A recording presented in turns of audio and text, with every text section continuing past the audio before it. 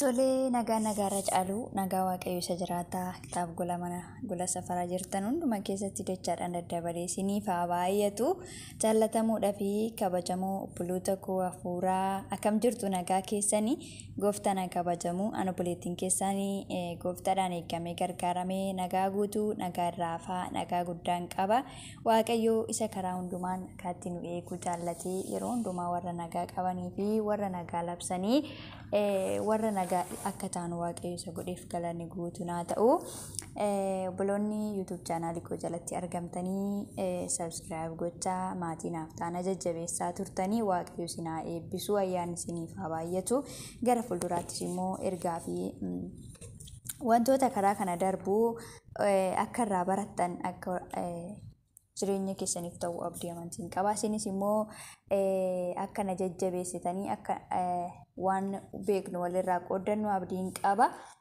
waaqayyo maqaa isaa eebbifamu guyyaa har'aas kutaa lammaffaa kiristiyaanummaa jedhu tokko walii wajjin ni ilaalla galanni waaqayyoof haa ta'u maatii haaraa warri dhuftan baga nagaadhaan dhuftanii nooraa welkaam sinin jedheera warri immoo jalqaba na wajjin turtanii subscribe gochuudhaan like comment gochuutiin na jajjabeessadha warri haaraa dhuftanii immoo YouTube chaanaalii koo subscribe gochuutiin maatii naaf ta'aadha ayyaanni isiniif haa baay'atu isinan jaalladha kiristiyaanummaa yeroo darbe keessatti kiristaanni maal akka ta'ee fi kiristaanni eessaa akka dhufe walii wajjin irratti dudubbannee turre guyyaa har'aas immoo kiristaanni maalidha kan jedhu kiristaanummaa keessaa maaltu jira kan jedhu tuma fufnee walii wajjin ilaalla jechuudha egaa kiristiyaanummaa jechuun kiristiyaana jechuun kiristoosii damee kiristoos warra ta'an yommuu ta'anii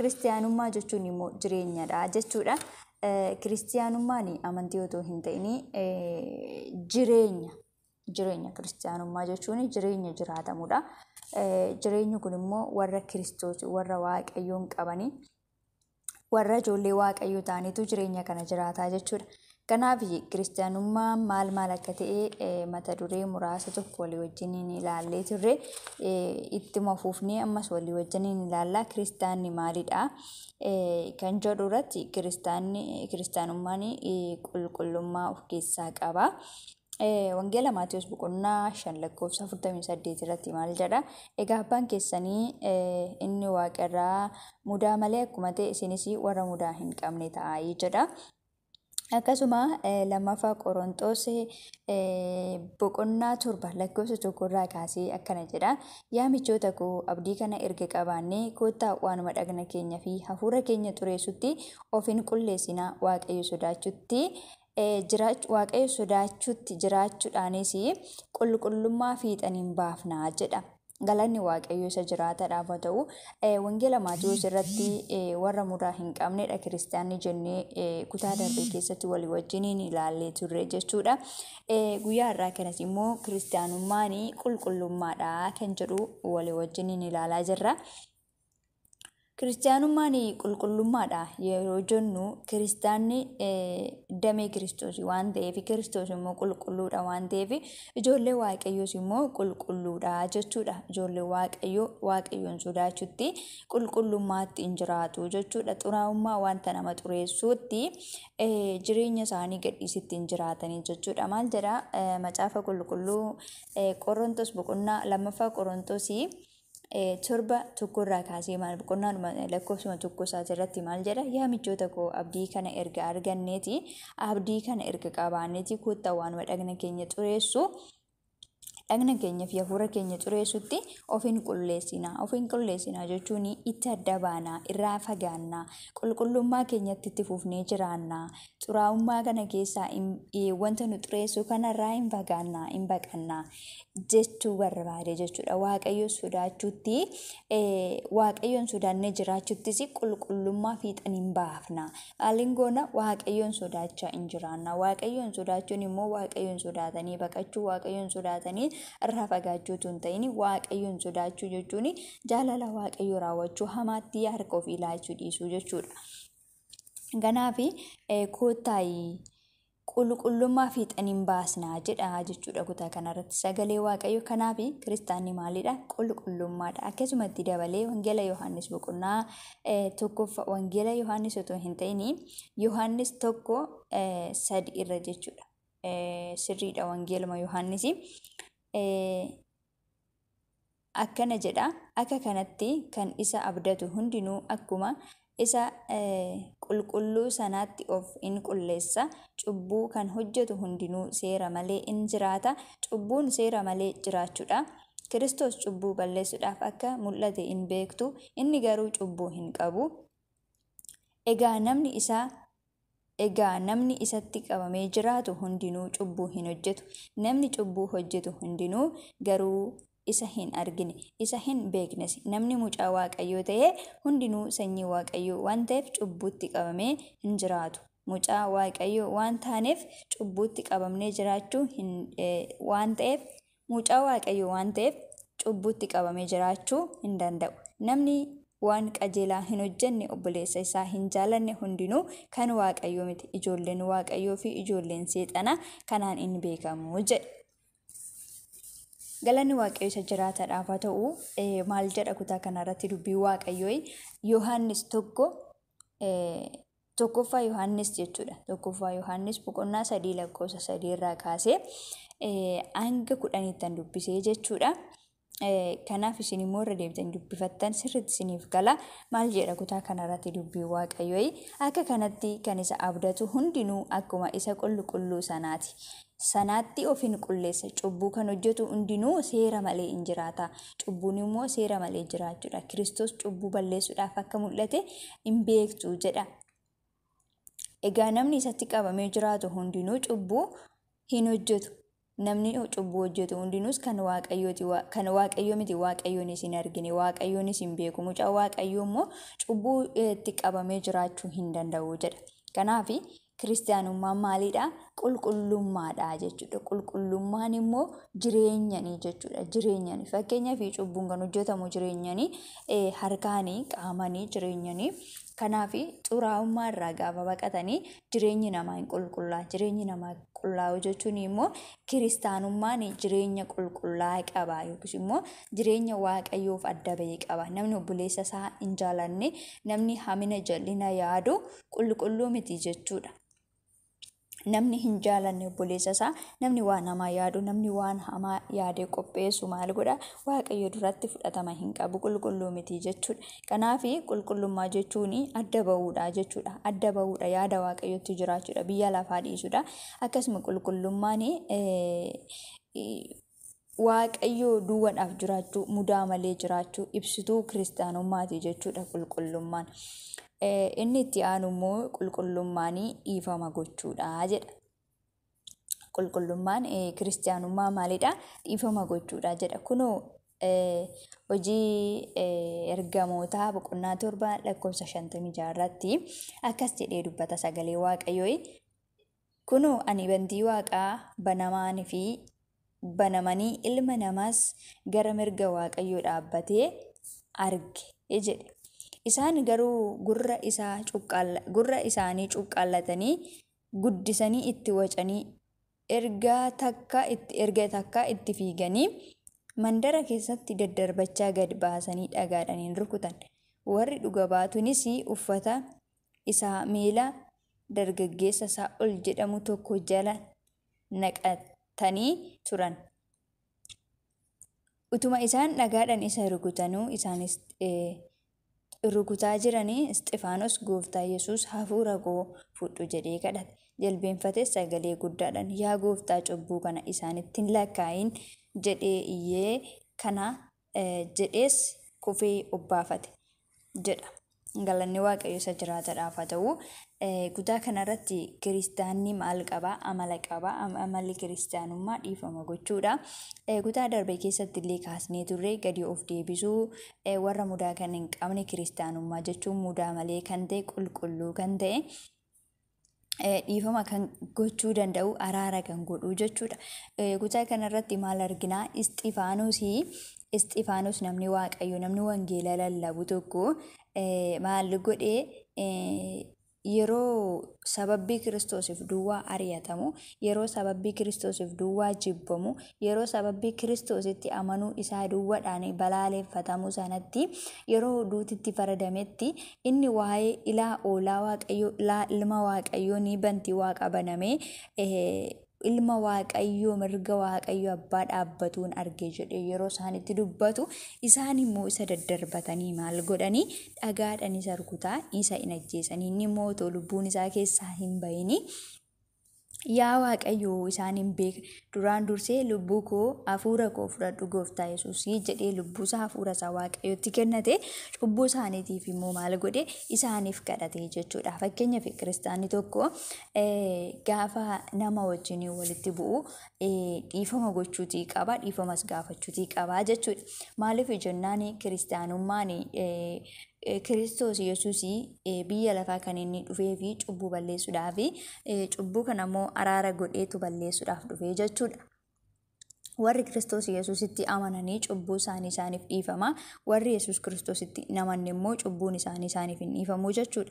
Kanaaf warri Kiristoos Yesuusitti amanan kun cubbuun isaanii isaaniif kan dhiifamuu danda'u, cubbuu isaanii kan araara isaaniif argatu dhiifama namaaf godhu jechuudha. Fakkeenyaaf warri gooftaa Yesuus Kiristoositti otoo hin amanin cubbuu baay'ee hojjetanii gaafa Yesuus Kiristoositti amanan immoo cubbuun isaanitti faradamu hin jiru jechuudha. Kanaaf kiristaanummaan maal of keessaa qaba? Araara of keessaa qaba, dhiifama gochuu of keessaa qaba jechuudha. Dhiifama gochuu jechuun immoo waanuma obboleessi tokko kaaneetuma waan obboleessa keenya rukunneef dhannee dhiifama gaafanna jechuu miti. Yookiis immoo waanuma nutti hin balleessin tokkoo fi dhiifama goonaa jechuu miti. Maal jechuudha ree? Isa nutti balleesses isa balleessineefis dhiifama gochuu fi dhiifama gaafachuutii qabna jechuudha. Galanni Waaqayyoo isa jiraataadhaaf haa ta'u. Kanaaf kiristaanni immoo dhiifama gochuutii kan qabu waan dhiifama argateef fi waan dhiifama argachuuf jiruuf jechuudha. Gooftaa Yesuus Kiristoositti inni kan amane kiristaana jedhama jennee akkuma jalqabatti ilaalle. Ammas immoo erga Gooftaa Yesuus Kiristoosiin fayyisaa lubbuusaa godhatee fudhatee araara argatee cubbuusaa isa darbe hundumtuu isaaf dhiifameeti. Ammas immoo inni cubbuu sana namatti lakkaa'uu hin danda'u jechuudha. Akkuma Waaqayyo nuuf dhiisee nun immoo waliif dhiisuu, nammoo namootaaf dhiisuu qabna jechuudha. Kanaaf kiristaanummaa keessa maaltu jira? Dhiifamuutu jira jechuudha. Cubbuu dhiisuutu waan walitti balleessan tokko waliif dhiisuutu jira jechuudha. Kana keessa immoo gad of deebisuutu jira jechuudha. Galanni Waaqayyo isaa jiraataadhaaf haa ta'u. Akka warra Kiristoositti namaniin yookiin immoo Waaqayyoon hin beeknetti namatti faraduu yookiin ijaa baafachuu yookiin immoo dhiifama gochuu diduun amala kiristaanaa miti jechuudha. Kiristaanni amala dhiisuu qaba jechuudha. Waan ta'e hundumaayyuu in dhiisa jechuudha. Dhiifama gochuun amala kiristaanummaa yookiin immoo hojii kiristaanummaa, jireenya kiristaanummaa keessaa tokkodha jechuudha. Akkasuma waan hundatti Kiristoos giddu gala godhata jechuudha.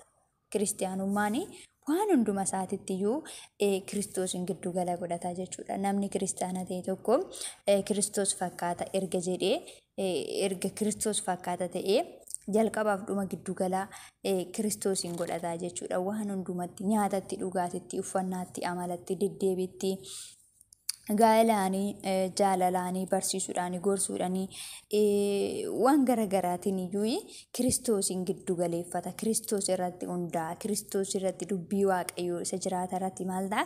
Hundee isaa jabeeffate hundeeffamaa jechuudha. Waan hundumaaniyyuu Kiristoosin dhaggeeffachuudhaan godha. Kiristoosin dhaggeeffachuutiin deddeebi'a jechuudha. Kiristoosii hundee isaati waan ta'eef jirma keenyadha waan ta'eef Kiristoosiin fakkaachaa, Kiristoosiif jiraachaa, Kiristoosii wajjin deddeebi'aa maal taana jiraannaa jechuudha. Akkasuma jireenya dhugaatti qabamanii jiraachuudha. Jireenya dhugaatti qabamanii jiraachuudha. Namni kan Kiristoos gaafa ta'e yaada dhugaa fi hojii dhugaa hojjeta. Waaqeffannaa dhugaa waaqeffataa. Macaafa qulqulluu keessaa tokkoffaa Qorontos 6:15-20 Efesoon 5:19 akkasuma Yohaannis 4:24 irratti dhugaaf dhugaa irratti kan hundaa'e kiristaanni amala isaatii jechuudha. Hojii isaatii, jireenya isaatii jechuudha. Dhugaan eenyudha? Kiristoosii jechuudha. Dhugaan Kiristoos erga ta'e, kan itti amannus Kiristoos erga ta'e, kan hojjennus dhugaadha, kan jiraannufis dhugaadha, kan ittiin jiraannus dhugaadha. Kan ittiin deddeebinus dhugaadhani jechuudha. Dhugaa jallisuu hin qabnu, dhugaa dabsuu hin qabnu, dhugaaf dhugaadhaan jiraannaa jechuudha. Kanaaf kan hojjennus dhugaadha, kan dubbannus dhugaadha. Haxxummaa fi sobni malaammaltummaan jireenya keenya keessatti argamuu hin qabu jechuudha. Kuni maal nu taasisa? Diina namootaaf diina waaqayyoo nu taasisa jechuudha. Kanaaf dhugaan immoo jiraatadha. Dhugaadha kan nuti itti amannu, kan nuti jiraannuufis dhugaadha jechuudha. Kanaaf kiristaanummaan jireenya dhugaati. Kiristaanummaan maalidha? Jireenya dhugaati. Jireenya jaalalaati. Kiristaanummaan jaalala dhugaatti qabamudha. Roomee boqonnaa 12:9 irratti maal jedha? Keessummaa simachuudhaa fi qophaa'aa jedha. Akkasumallee jaalala dhugaa wal jaaladhaa jedha. Jaalala dhugaa maal godha? Wal jaaladha. Nama jaalachuun keessanii jaalala dhugaa haa ta'u jedha. Akkasuma keessummaa simachuudhaafis yeroo hundumaa gammadaa ta'aa jedha. Kanaaf jaalala dhugaati. Walumaa galatti jaalala dhugaati jechuudha kiristaanummaan. Yohaannis boqonnaa 8:31 irratti maal jedha? Yesus Yihuudoota warra isatti hin amaniniin dubbii kootti qabamtanii yoo jiraattanii, warra isatti amananiin dubbii kootti qabamtanii yoo jiraattanii, egaa isin dhuguma bartoota kooti. Dhugicha hin hubattu, dhugichi birmaduu isiniin baasa jedhe. Isaan immoo deebisanii fi sanyii Abrahaam nuyi nama tokko iyyuu akka garbaa hin taane. Nuyi nama tokkoof iyyuu akka garbaa hin taane. Attam warra birmaduu baannuun jettaree jedhan. Kanarratti Kiristoos maal jedheeni? Kiristoos maalidha? Dhugaadha. Sobni keessa hin jiru. Isaaniin immoo akkas jedheeni dhugaatti qabamtanii yoo jiraattanii isin birmaduudha ittiin jedhe. Egaa nuni otoo Kiristoos Yesuusitti hin amaniin garbummaa cubbuu jala turre, garba cubbuu taanee turre jechuudha. Sabni kun immoo Yihuudoonni kun immoo maal ittiin jedhu gooftaadhaanii nuti namootaaf garba taanii takkaayyuu hin beeknu ittiin jedhu jechuudha. Garuu immoo garbummaa tokkoyyuu namaaf taanii hin beeknu jedhu malee garboota cubbuuti jechuudha. Cubbuu jechuun garba cubbuu nama taasisa. Garbummaan cubbuu jala jiraachuu caala garbummaan kan biraan jiru jechuudha. Kanaaf dubbicha yoo dhageessan dubbichatti dhugaa kanattis qabamtanii yoo jiraattan isin birmaduudha. Dhugichi birmaduu isin baasa jedheetu Kiristoos isaanitti dubbata. Kana irratti Kiristoos maalidha? Amma dhugaadha. Dhugicha immoo sobni keessa hin jiru.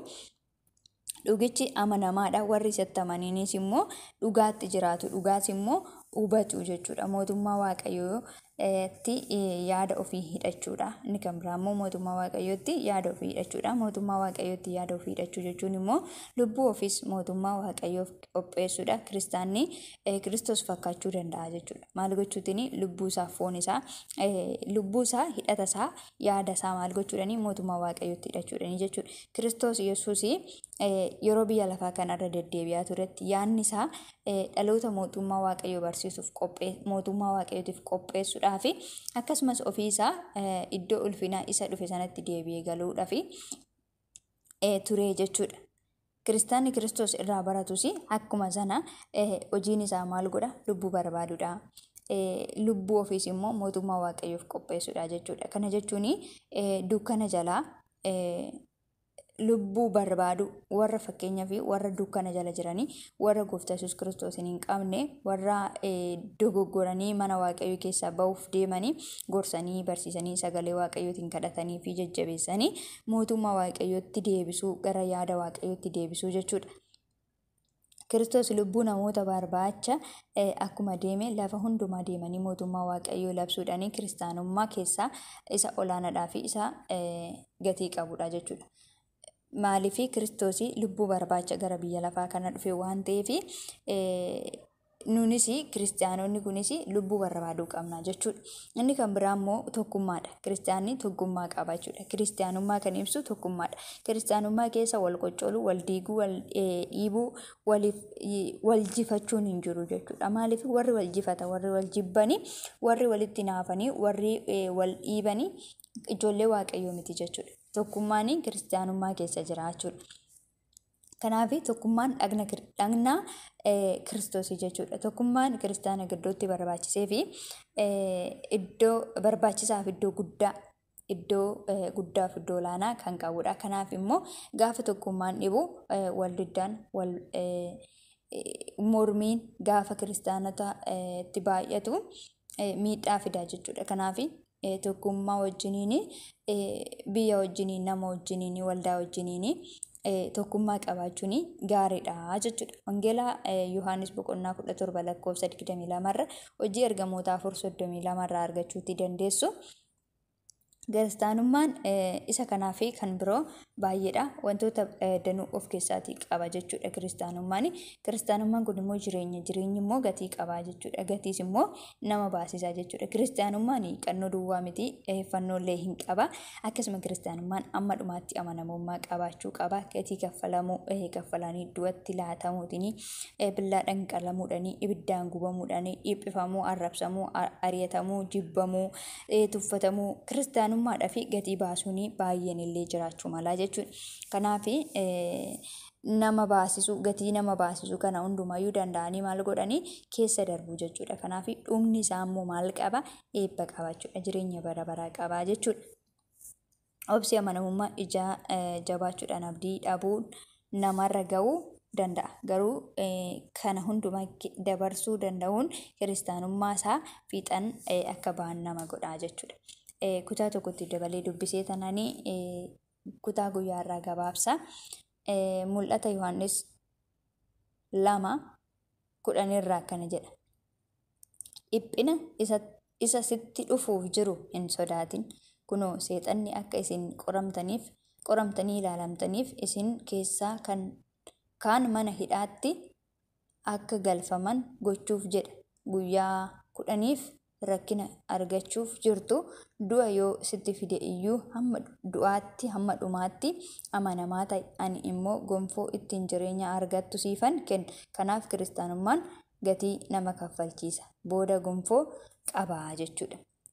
Gonfoon isaa immoo jireenya bara baraati jechuudha. Badhaasa qabaa jechuudha. Hamma dhumaatti rakkina obsuun Kiristoosii fi Kiristoosii wajjin deemuudhaaf gatii nama baasisullee qaba jechuudha kiristaanummaan. Kanaaf obsaan danda'uun immoo amanamummaadhaan dhaabbachuun immoo nurraa eegama jechuudha. Kanaaf kiristaanummaan maal akka ta'e walumaa galatti kiristaanummaan jireenya kiristoosiin fakkaatu jiraachuudha. Ija gaarii naqachuudha. Kutaa itti aanutti immoo mata dureedhuma kiristaanummaa jalatti bal'inaan waan tokko kaasnee walii wajjin ni ilaalla. Ayyaanni waaqayyoo isiniif haa baay'atu. Eebbifamaadha. Isinan jaalladha. YouTube chaanalii koo subscribe gochuudhaan maatii naaf ta'a. Ayyaanni isiniif haa baay'atu. Turtii gaarii naaf qabaadha. Shaaloom.